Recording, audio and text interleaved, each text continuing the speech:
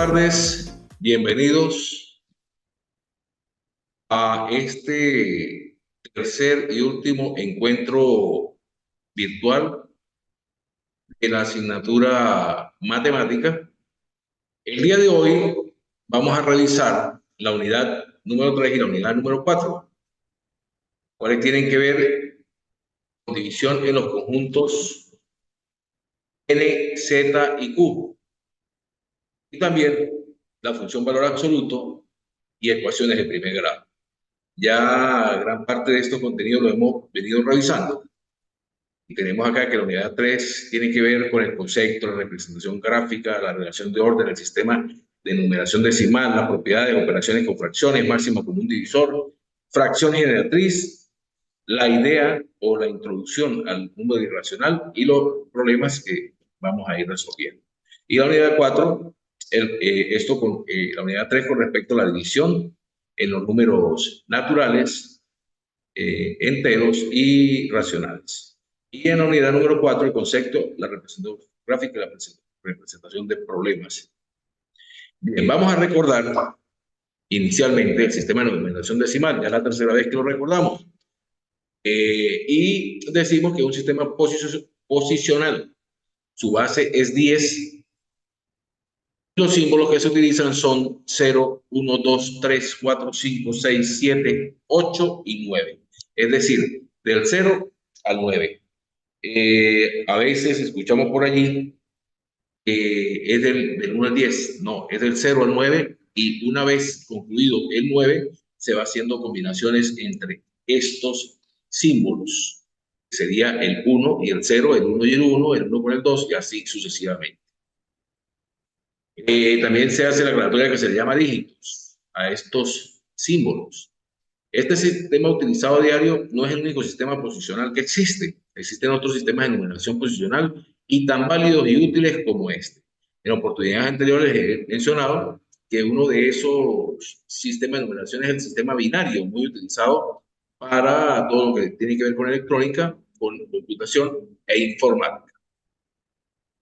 Recordemos los números naturales y estos decimos que son los números positivos que nos permiten contar del 1 en adelante.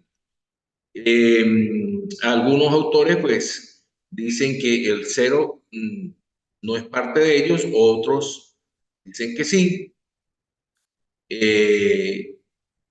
Nosotros nos mantendremos con la tesis de que son los números que nos permiten contar, por lo tanto son del 1 en adelante hasta el infinito. Estos números naturales, pues, como ya lo sabemos y lo hemos dicho, son la base primordial sobre la cual se fundamentan todas las operaciones y las funciones en el área de matemática. Mediante ello podemos realizar sumas, restas, multiplicaciones y divisiones, funciones trigonométricas, ecuaciones, los elementos básicos de la matemática. En cuanto a los números enteros, que denotamos con la letra Z, decimos que es un elemento del conjunto numérico que contiene los números naturales, que son los que anteriormente mencionamos. El 0 también, ¿verdad? Y los números negativos. Actualmente dice, es el elemento del conjunto numérico que contiene los números naturales, que son 0 dependiendo de cómo se definan sus opuestos, que serían los negativos, y en la segunda definición, además, el 0. Los enteros negativos como el -1 o el -13 se leen -1, -13. Son menores que 0 y también son menores que todos los enteros negativos. Es decir, si realizamos los enteros positivos, los números naturales, ellos a medida que van aumentando, van siendo mayores. Es decir, 1 es menor que 2, 2 es menor que 3, 3 es menor que 4 y así sucesivamente. Para los números negativos ocurre lo contrario. Mientras más se alejen del 0, son más pequeños. Es decir, en nuestro caso que dice -1 y -13, el -13 es menor que el -1. Luego tenemos los números racionales, los cuales se denotan con la letra Q, y nos dice que es todo número que puede representarse como el cociente de dos números enteros, de la forma m sobre n, donde m y n pertenecen a los enteros y n debe ser diferente de cero, ya que como sabemos la división entre cero no está definida. Como ejemplo, colocamos ayer un cuarto, un tercio, un medio y así sucesivamente. También es declarar que este conjunto de los números racionales incluye los números enteros positivos y negativos, decimales y las fracciones, y son números periódicos. Allí en la parte inferior nos aparece que los naturales están contenidos en los enteros y así sucesivamente. Los enteros están contenidos en los racionales. Siguiendo, tenemos un pequeño esquema que hemos visto ya en algunas ocasiones, donde tenemos que los números naturales son el 1, los primos y los compuestos. Los enteros están compuestos por los naturales, el 0 y los enteros negativos. A su vez, los racionales están compuestos por los enteros, ya los definimos, y los fraccionarios, que son exactos y periódicos. Dentro de los periódicos, los puros y los mixtos. Ahora bien, vamos hasta ahora allí. Tenemos otros números, como ustedes pueden ver allí, que son los reales, los irracionales, los imaginarios y los complejos. Dentro de un rato nos vamos a ocupar de estos irracionales. Vamos a hablar ahora de las propiedades, pero en este caso las propiedades que nos ocupan son las propiedades de la división. En los dos encuentros anteriores habíamos visto las propiedades de la adición y la sustracción y del producto. Ahora nos ocupa la de la división. Vamos a revisar primeramente propiedad conmutativa y decimos que la división no es conmutativa. Conmutar significa cambiar una cosa por otra. La propiedad conmutativa hace referencia al intercambio de orden de la operación. Es decir, si resulta lo mismo A entre B que B entre A. Veamos a través de un ejemplo que la división pues, no cumple esta propiedad, ¿sí?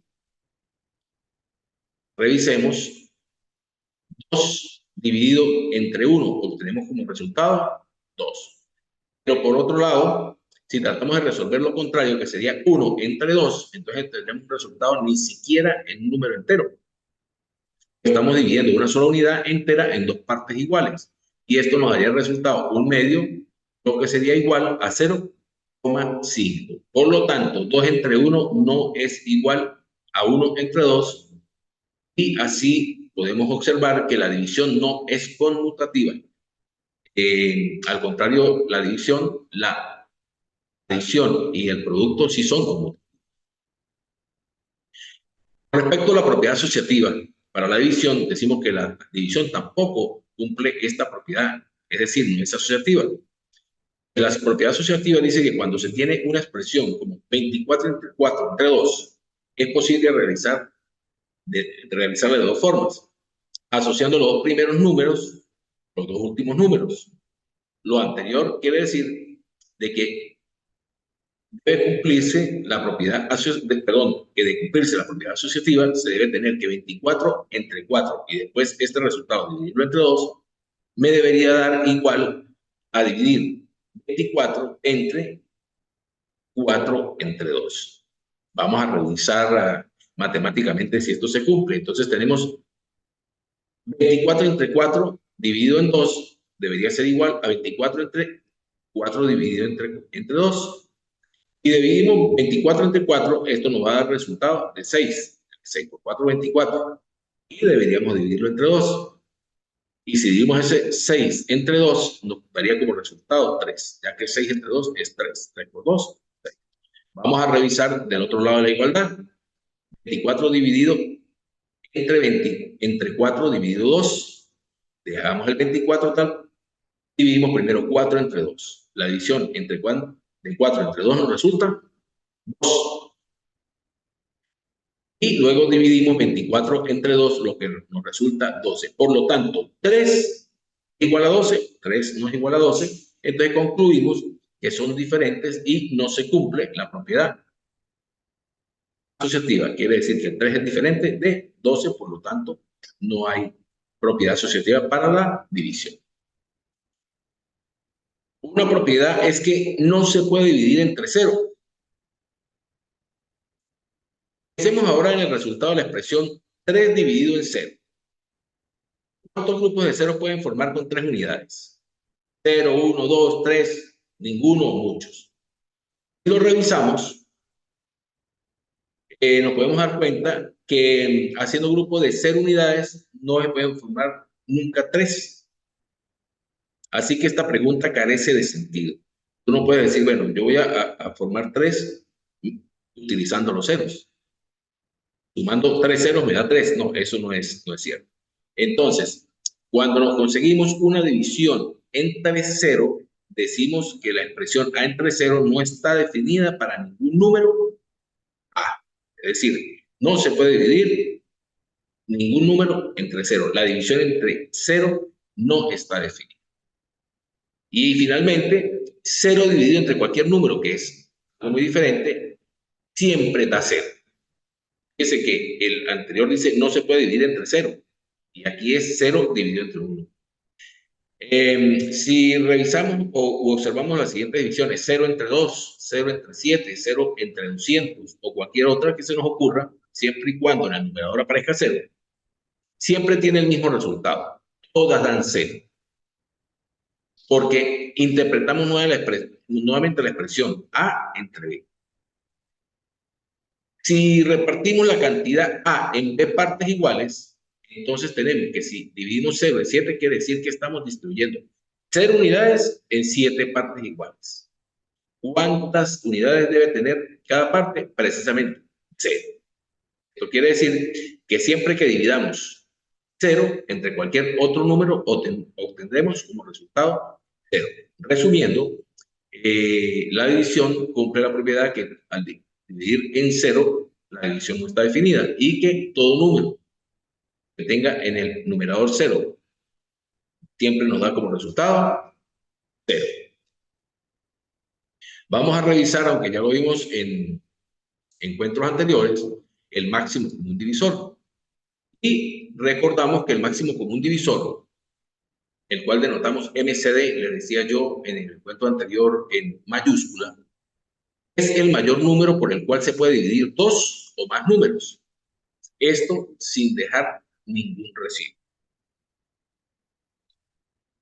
Es decir, el máximo común divisor es la cifra más alta por la cual se puede dividir un conjunto de números, dando como resultado un número entero. Un divisor puede definirse formalmente como aquel número que está contenido en otro de forma exacta una cantidad n veces. Cabe señalar que los números sobre los cuales se calcula el mínimo común, el máximo de un divisor, debe ser distinto de 0. No puede ser 0. Vamos a ver un ejemplo. Vamos a suponer que tenemos el número 35 y el número 15.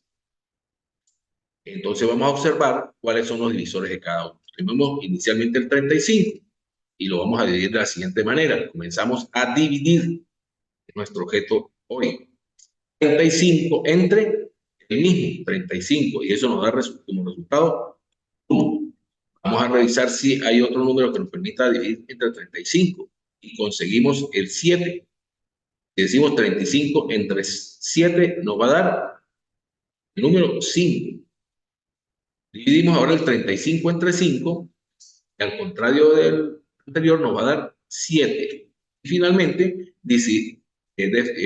dividimos el 35 entre la unidad y nos va a dar 35. No existen otros números que me permitan dividir 35 y que su resultado me dé exacto, entero. Ahora bien, tenemos los divisores de 35. Entonces revisamos. ¿Qué vamos a revisar? El denominador. Dividimos entre 35, entre 7, entre 5 y entre 1. Por lo tanto, los divisores de 35 son 35, 7, 5 y 1. Ahora vamos a revisar el 15.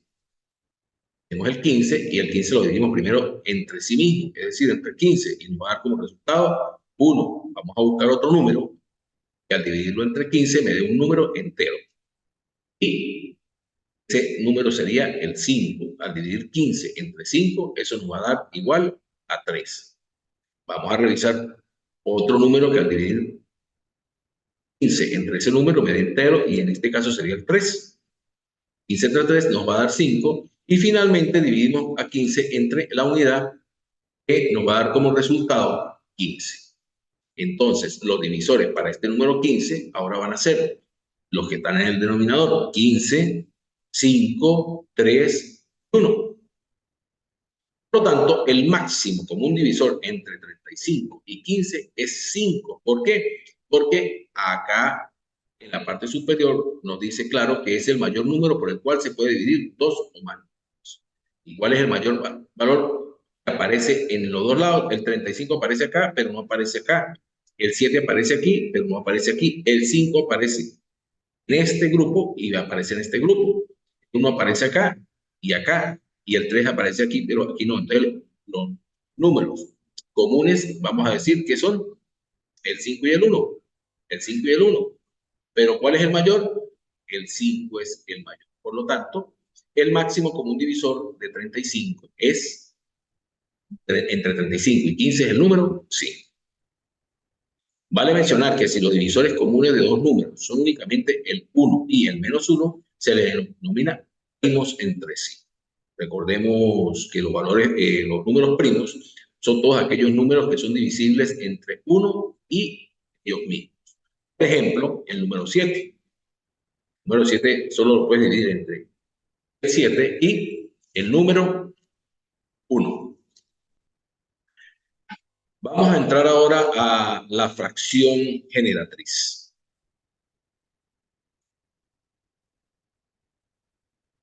La fracción generatriz de un número decimal es la fracción irreducible que da como resultado de dicho número decimal.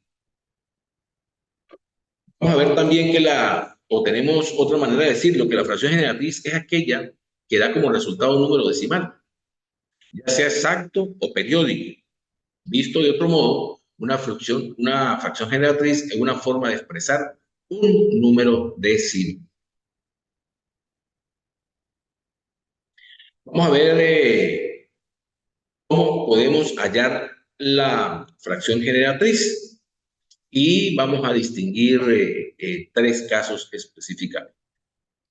Vamos a ver a qué se refiere todo esto. Entonces, el primero de los casos dice cuando el número decimal es exacto. Cuando el número decimal es exacto, entonces, ¿qué procedimiento vamos a hacer? Vamos a tomar el número sin la coma decimal. Lo dividimos entre 10 elevado al número de decimales. Y luego simplificamos la fracción. Es decir, si tenemos, por ejemplo, el 0,26, la conversión sería de la siguiente forma. Tenemos el 0,26, ¿sí? Teniendo en cuenta, tomamos el número sin la coma decimal. Sería el 26, porque nos quedaría, el número nos quedaría 0,26, pero 0 a la izquierda, pues sabemos que carece de valor. Entonces, estaremos hablando del número 26. Y esto lo dividimos entre 10 y lo dice elevado al número de decimales. ¿Cuántos decimales tenemos aquí? 2 decimales. Entonces sería 10 a la 2 y 10 a la 2 es igual a 100. Otra manera de verlo es lo dividimos entre, le colocamos 1 y tantos ceros como tenga el número decimal. Colocamos 1 y como tiene 2 ceros le colocamos 2 ceros. ¿Qué hacemos luego? Bueno, vemos a ver hasta dónde podemos reducir la expresión y vemos que 26 tiene mitad, que sería 13, y 100 tiene mitad, que sería 50. Ya acá pues no tenemos más cómo reducirlo, por lo tanto, en este caso, es el 0,26 equivale al 13 cincuentavos o a 13 entre 50, calculando la fracción generatriz. Vamos a revisar el segundo caso. Cuando el decimal es periódico, es lo siguiente. Vamos a recordar que un decimal periódico puro o un número decimal periódico puro es aquel que tiene uno o varios números en su parte decimal que se repiten de forma indefinida.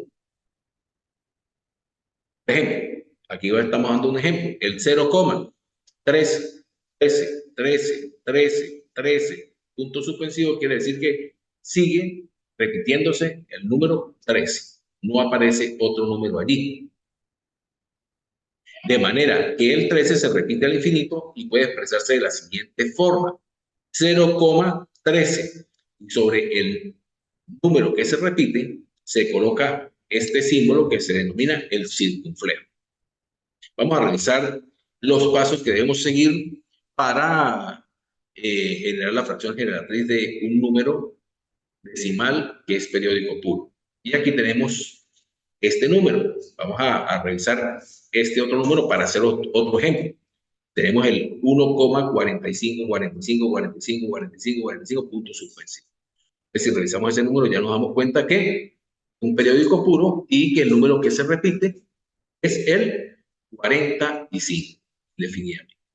¿Qué debemos hacer? Inicialmente debemos tomar el número decimal sin la coma. Seguidamente tomar el periodo solo una vez. Luego le restamos la parte entera. Seguimos dividiendo el resultado entre un número que tenga tantos 9 como cifras tiene el periodo y finalmente simplificamos hasta llegar a la fracción irreducible. Entonces vamos a revisar cómo es. Debemos tomar el número decimal sin la coma. Nuestro número decimal, ¿cuál sería? El número 145. Metimos la coma y nos queda 145. Porque vamos a tomar, como dice, el periodo solo una vez, solo 1,45, 145. Luego, a ese número 145 le vamos a restar la parte entera. En nuestro caso, ¿cuál es la parte entera? De 1,45, la parte entera es 1, por lo tanto le restamos 1. Lo vamos a dividir, dice allí, ¿verdad? Entre un número que tenga tantos 9 como cifras tiene el periodo. Nuestro periodo tiene 2 cifras. Entonces son 2 9. Algunos se estarán preguntando, pero no tiene 2 cifras. Miren, la cantidad de cifras que tiene aquí dice 45, 45, 45 y es indefinido. Sí, eso es cierto, pero aquí dentro de nuestra norma nos dice que vamos a tomar solo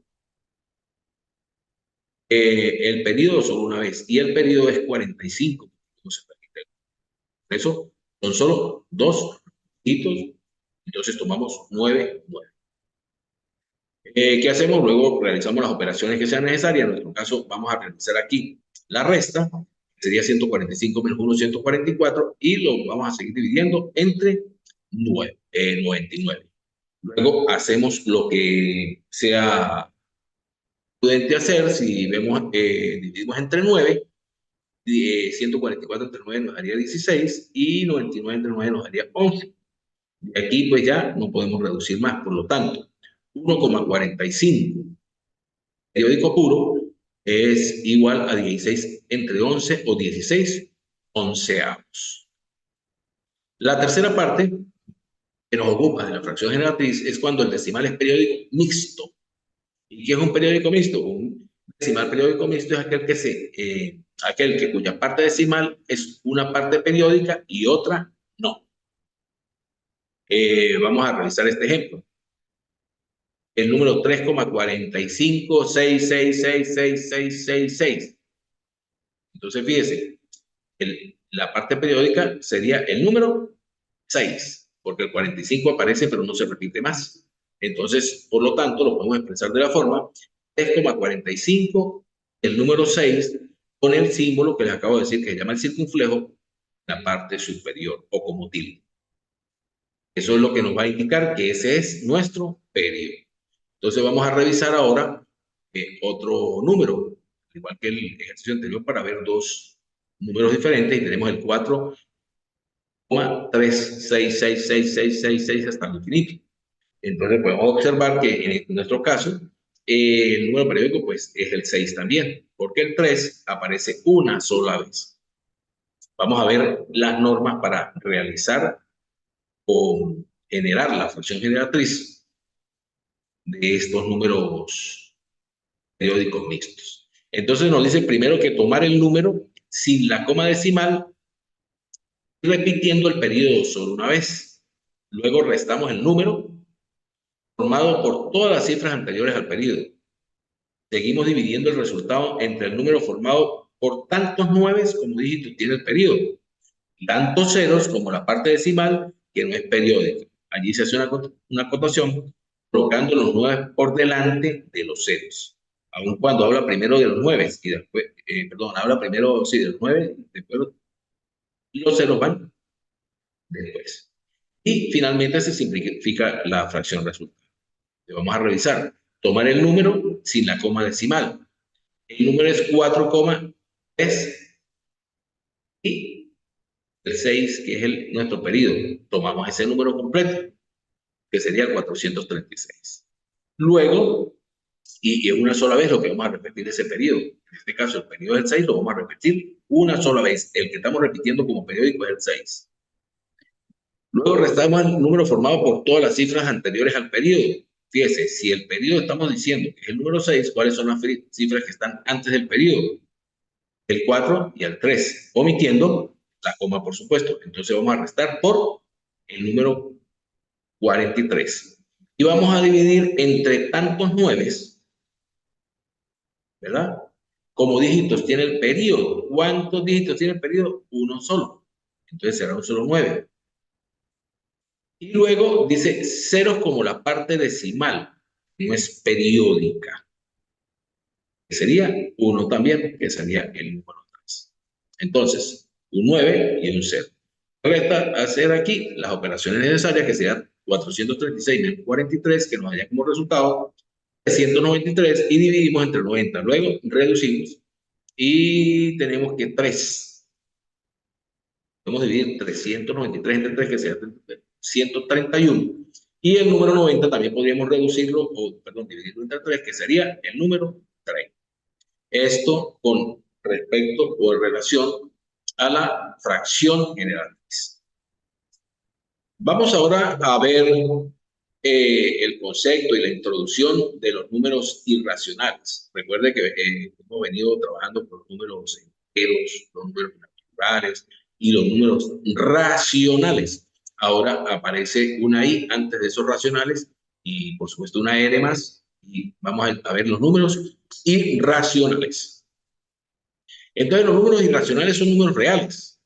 No pueden expresarse ni de manera exacta ni de manera periódica, como estábamos revisando y mencionando hace un momento atrás. Los números irracionales son aquellos que no pueden ser escritos exactamente como una fracción simple de dos números enteros, por ejemplo, un medio. De esa manera no pueden ser 3/4. Tienen decimales infinitos y no periódicos. Quiere decir que no tienen fin los decimales y no se puede conseguir un periodo que se repita. Lo que significa que después del punto decimal, los números siguen sin repetir un patrón. Vamos a ver cuáles unos ejemplos. Y allí podemos conseguir el número que conocemos como el número pi, que se simboliza de esta manera. Y ese número es igual a 3,14, 15, 92, 65, 35 y sigue allí. Y es tan largo el número que le colocamos puntos suspensivos, pero en ningún momento se repite. Entonces no lo podemos tomar como un número periódico ni un número periódico mixto. En ningún momento se repite sus decimales. También podemos revisar como otro ejemplo, aquí se le faltó la z, pero es la raíz cuadrada de 2. La raíz cuadrada de 2 es igual a 1,41, 42, 13, 56, 23 puntos suspensivos. Ocurre igual que al número pi. En ningún momento se repite. Fíjese, aquí intentaría 41, 4, pero ya cambia a 2, así sucesivamente. Y como otro ejemplo, el número de Euler, que conocemos como el número que sería igual a 2,718, 28, 18, 28, 45, 90, 45, 23. Estos son los ejemplos de algunos números. Nos podríamos preguntar, entonces, cuando hablamos de números irracionales, estamos en presencia de las raíces cuadradas. Bueno, fíjese, el caso de la raíz cuadrada de 2 nos da un número eh, que tiene decimales infinitos y no periódicos. Pero si revisamos, por ejemplo, el número de la raíz cuadrada de 4, ese entraría entre los irracionales. Este número no entraría entre los irracionales, porque el número raíz cuadrada de 4 tenemos que es el número 2. Entonces hay que tener cuidado. No todas las raíces cumplen con ese caso. Las raíces cúbicas, en algunos casos, también nos cumplen eso, en otros casos no nos cumplen eso. Este tema de los números irracionales es un poco más extenso, pero pues, la idea de este curso es introducirlo y revisar que estos números existen y están definidos de esa manera, ¿sí? Vamos a hablar ahora del tema valor absoluto. El tema valor absoluto, pues ya lo habíamos revisado en una parte, tanto en el primer encuentro como en el segundo encuentro, pero vamos a revisar algo más sobre el valor absoluto. Entonces, el valor absoluto dice lo siguiente: para cualquier número real X, el valor absoluto o módulo de X se denota por X dentro de dos barritas verticales y se define como. Entonces, esa X dentro de las dos barritas verticales se lee valor absoluto de X, en este caso. Valor absoluto de X va a ser igual a X si X es mayor o igual que 0 y a menos X si X es menor que 0. El valor absoluto de X es siempre un número positivo o 0. Tiene que ser positivo o 0, pero nunca va a ser negativo. Cuando X es un número negativo, es decir, que X es menor que 0, entonces su valor absoluto es necesariamente positivo. Quiere decir esto, que el valor absoluto de X, si es menos X, entonces X será igual a menos 0. Vamos a revisar desde un punto de vista geométrico. Desde un punto de vista geométrico, el valor absoluto de un número real puede verse como la distancia que existe entre ese número y el 0.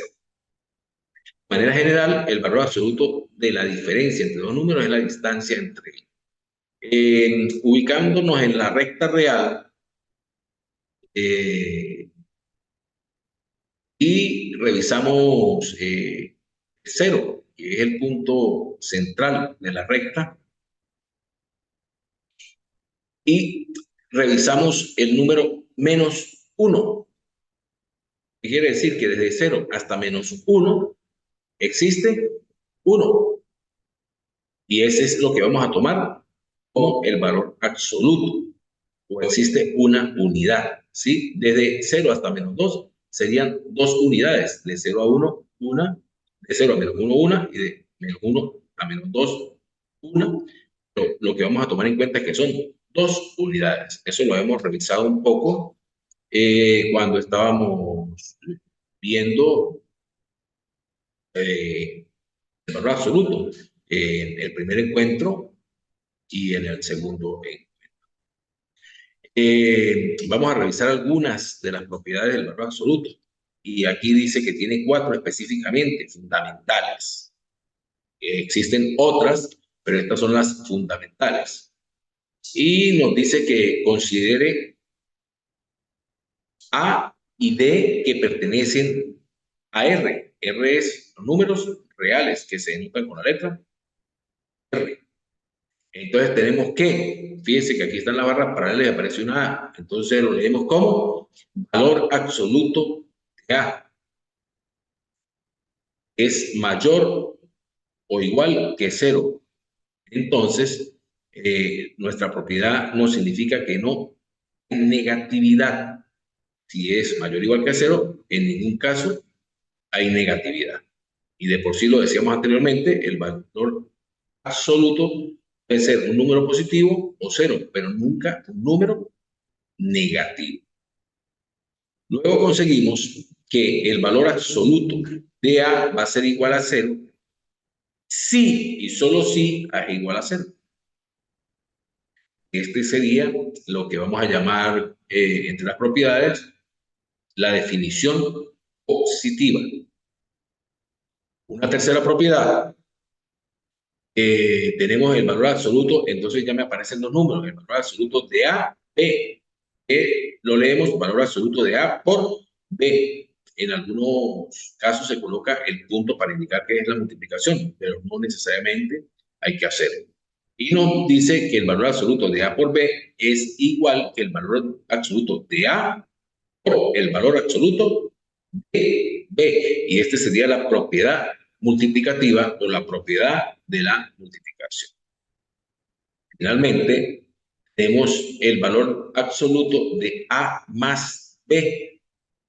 Si este es menor o igual al valor absoluto de A más el valor absoluto de B. Y a este le llamamos una desigualdad triangular. Finalmente vamos a entrar al tema de las ecuaciones de primer grado, que es uno de los últimos temas que nos ocupan en esta asignatura.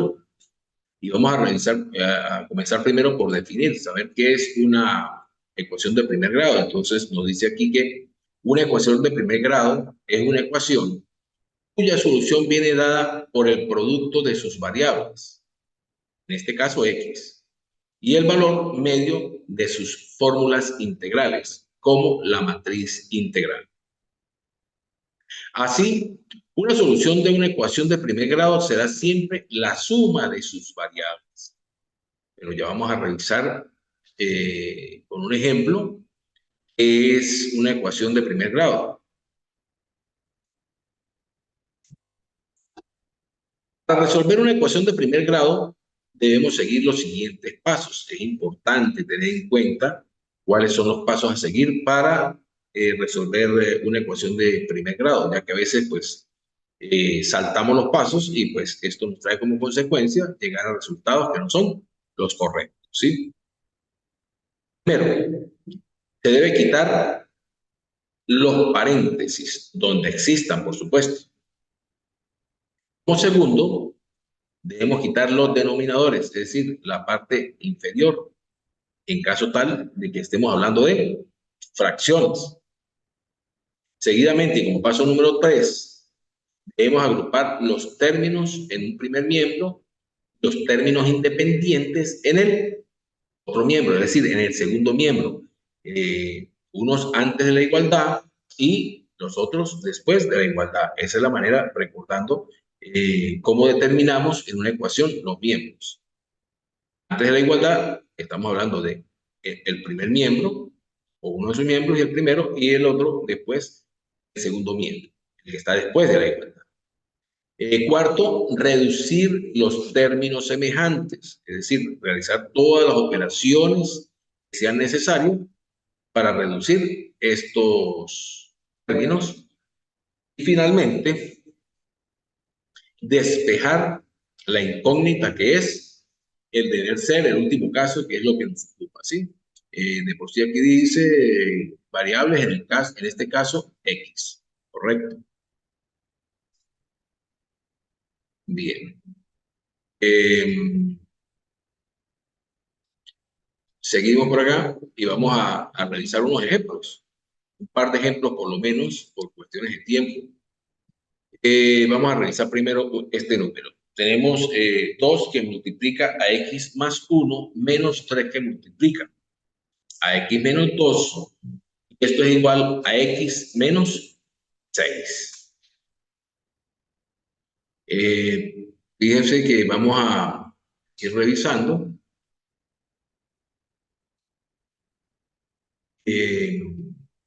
Todos estos casos y tenemos que el primero de los pasos que nos aparece aquí es quitar, eliminar, desaparecer los paréntesis. Entonces vamos a proceder a realizar ese paso. ¿Cómo hacemos para desaparecer, quitar los paréntesis de acá? Bueno, este 2 nos multiplica a todo lo que está dentro del paréntesis. Por lo tanto, debo multiplicar este 2 primero por x y luego multiplicar este 2 por 1. De esta manera va a desaparecer este paréntesis. Seguidamente encontramos algo similar. Tenemos un 3 que multiplica a todo lo que está entre el paréntesis, que es x menos 2. Entonces, este 3 multiplica a x y este 3 multiplica al 2. Finalmente tenemos x menos 6. No debemos hacer nada ya que no aparece ningún paréntesis. Entonces, realizando esta operación, tenemos que nos queda 2 por x, 2x, 2 por más 1 es más 2, menos 3 por x, menos 3x. Aquí sí debemos tener en cuenta menos por menos nos da más, y 3 por 2 sería 6. Y esto es igual a x menos 6. Entonces ya cumplimos con el primer paso, que es quitar el paréntesis. Ahora, quitar los denominadores. Aquí en nuestro caso no tenemos denominadores, por lo tanto no tenemos que quitar ninguno. Revisamos el tercer paso, que nos dice agrupar los términos en un miembro y los términos independientes en el otro miembro. Deberían ser los términos semejantes. Entonces, fíjense, vamos a revisar cuáles son los términos semejantes. 2x, 3x, esta x que está después de la igualdad. Los independientes, el 2, el 6 y el menos 6. Entonces, la idea es que dejemos antes de la igualdad todos los términos que tengan que ver con x y después de la igualdad todos los términos independientes. Entonces, aquí nos quedaría el 2x, este 3x nos quedaría en el primer miembro, entonces nos quedaría menos 3x, y esta x que está en el segundo miembro y está sumando, la pasamos al primer miembro restando, entonces nos quedaría menos x. Luego, este menos 6 que está en el segundo miembro nos quedaría allí. Este 6 que es positivo pasaría restando al segundo miembro. Y finalmente el 2 que es positivo pasaría restando al segundo miembro, quedándonos de la siguiente manera. 2x menos 3x menos x, que esta x estaba en el segundo miembro, pasa a restar en el primer miembro, va a ser igual a menos 6, menos 2 y menos 6. Este menos 6 más 6 pasa a menos 6. Este más 2 pasa a menos 2 y este menos 6 que está aquí se mantiene allí porque no cambia. ¿Qué debemos hacer ahora? Reducir los términos semejantes. Entonces, estos términos son semejantes, no son independientes, son números, son constantes. Entonces, podemos realizar una operación con ellos. Y igualmente, estos términos todos involucran la x. Entonces, revisando, si tenemos 2x positivo menos 3x negativo, esto nos va a dar como resultado x. Y obedeciendo a que colocamos el signo del mayor, el mayor es el 13, entonces nos quedaría menos x. Pero tenemos aquí otro menos x. Como son con el mismo signo, lo sumamos y nos quedaría 2x antes de la igualdad.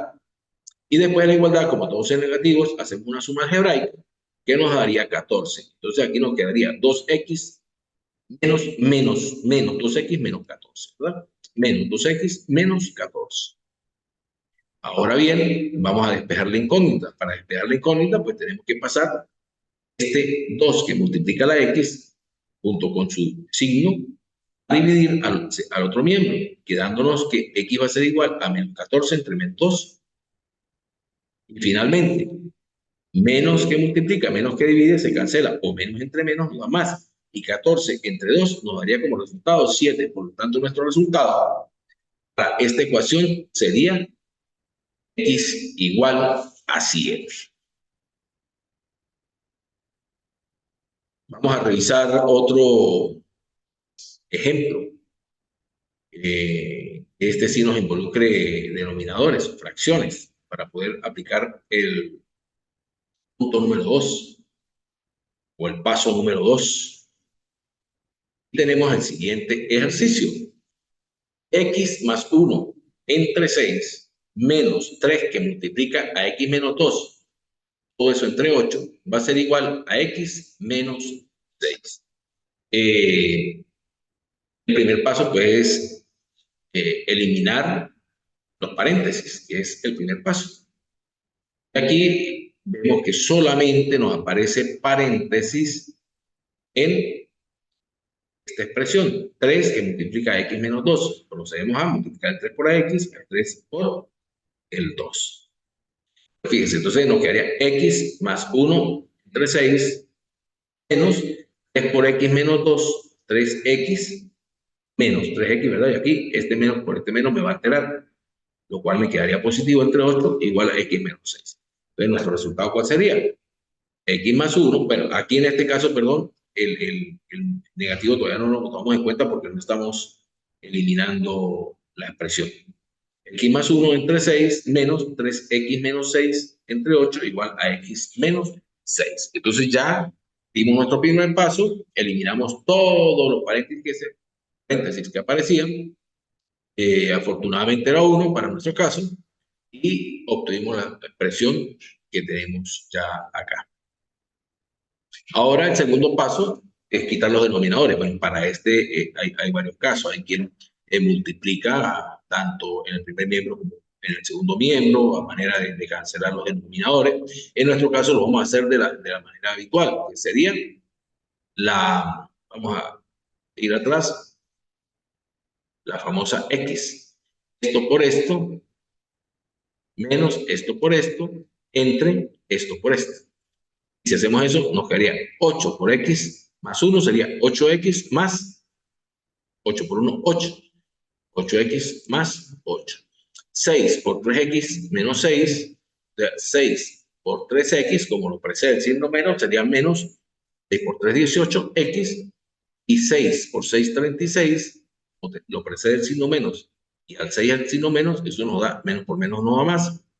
Entonces sería 36 y todo estaría dividido entre 6 por 8, que sería 48. Y todo eso lo igualamos al segundo miembro, que es igual a x menos 6. Ahora ya estamos, todavía no hemos quitado los denominadores. Apenas lo expresamos en un solo denominador, de manera tal de este 48, pasarlo al otro miembro multiplicando, y entonces de esta manera desaparecemos los denominadores del paso 2. Entonces, este 48 lo multiplicaría a x menos 6, quedándonos 48x, 48 por 6, que sería igual a 288. Ahora sí, eliminamos los denominadores. Sigue agrupar términos en un miembro, los términos semejantes, y los términos independientes en el otro miembro. Entonces, los términos semejantes son todos aquellos que en nuestro caso tienen la letra X, y los independientes son las constantes pues, que tenemos aquí. Entonces revisamos que tenemos 8x, tenemos menos 18x en el primer miembro que nos quedarían allí, pero en el segundo miembro aparece 48x, que al pasarlo al primer miembro nos pasaría a negativo.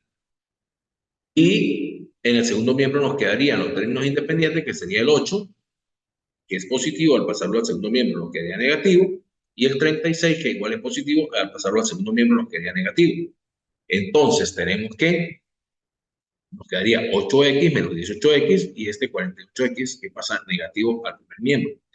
El menos 288 se mantiene en el segundo miembro negativo y pasa el 8 positivo y el 36 positivo al segundo miembro, pero en este caso negativo. Hecho esto, vamos a reducir los términos semejantes. Es decir, vamos a reducir lo que más podamos mediante operaciones en x e igualmente en los términos semejantes. Tendríamos aquí 8 que suma y 18 que resta. Nos quedarían 10 negativo porque 18 es el menor, y aquí 48. Estaríamos hablando de, ¿qué? 10, 58. Y aquí nos va a quedar 322 negativo. Aquí hace falta un negativo que se me fue, pero el 58 debe quedar negativo porque fíjese, es el mayor. Hay que hacer esa acotación. Ojo, aquí falta un negativo que se me fue, pero es negativo. Menos 58, x es igual a menos 332. Lo que quiere decir que al pasar este menos 58 al segundo miembro, me quedaría que x es igual a menos 322 entre menos 58. Aquí sí no lo omití.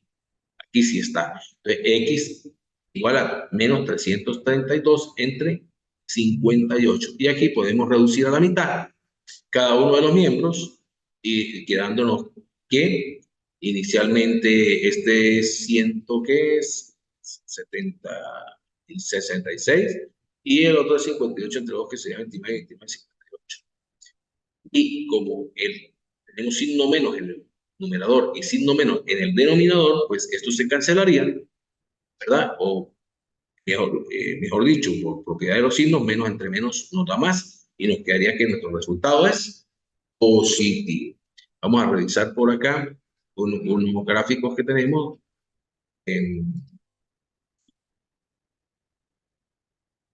No tengo aquí, pero quería hacer énfasis en el valor absoluto. Vamos a hacerlo con esta recta, ¿verdad? Entonces fíjense que aquí está representado este segmento, es la unidad. Entonces, si decimos menos uno, ¿cuántas unidades hay de 0 a menos uno? Hay una. Por lo tanto, 1 sería el valor absoluto de 0, gráficamente, como lo decíamos allá, valor absoluto. ¿Sí? Esto en cuanto al valor absoluto se refiere. Igual, si vamos a tomar el valor absoluto de 4, de menos 4, ¿cuánto sería? Bueno, vamos a contar cuántas unidades hay aquí. De 0 a 1 hay una unidad, de 1 a 2 hay otra unidad, de 2 a 3 hay otra unidad, de 3 a 4 hay otra unidad. Por lo tanto, hay 4 unidades. Entonces, el valor absoluto de menos 4 sería 4. Aquí tenemos las representaciones gráficas para recordarla un poco más de lo que son los números naturales inicialmente, ¿verdad? Que son del 1 en adelante. La flecha nos indica que van hacia allá. Y gráficamente, bueno, pues aquí tenemos representado el número 3. En la segunda que vimos están los números eh, enteros. Nos dice que involucran los números naturales, que son más 1, más 2, hasta más infinito. Los números negativos, enteros, negativos, y el 0, ¿verdad? Y en los números racionales,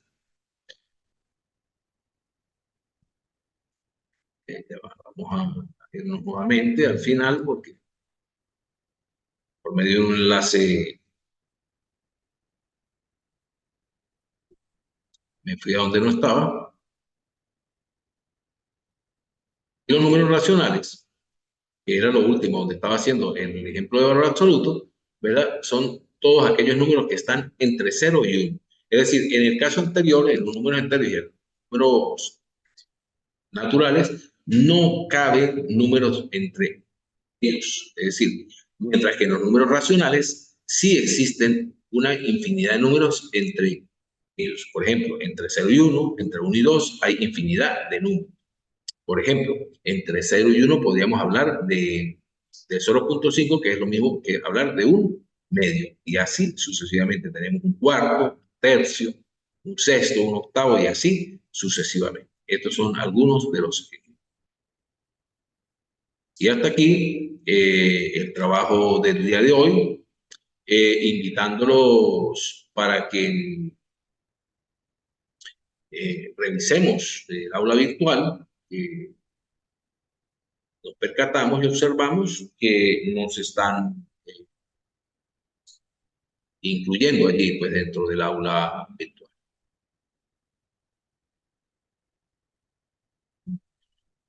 Hasta una próxima oportunidad.